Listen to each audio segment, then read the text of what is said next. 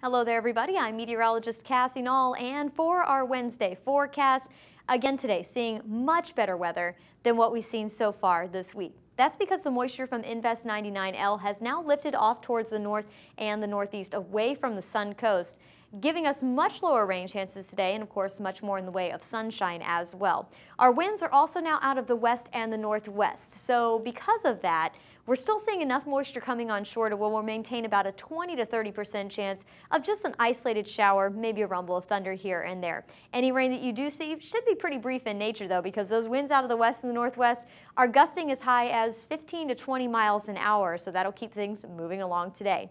High temperatures forecast to reach the upper 80s to around that 90-degree mark, feeling more like the middle 90s will give way to lows tonight that are again above average for this time of year, especially along the beaches. With that onshore wind flow and water temperatures generally sitting in the lower to middle 80s, that will keep overnight lows in the upper 70s along the coast, maybe even a few lower 80s in some spots, while we'll see middle 70s as you move further away from the beaches. Only about a 20% chance of an isolated shower overnight as well.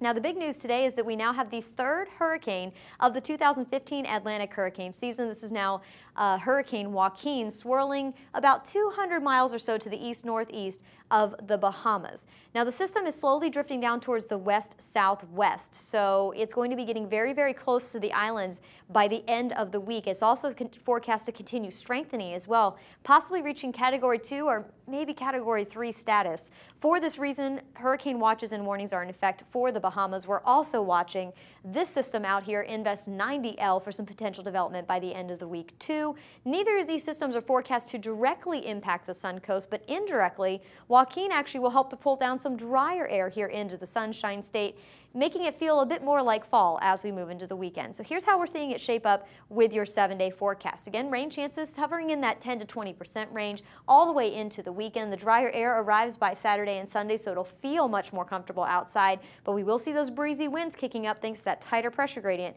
as Joaquin moves off to our east.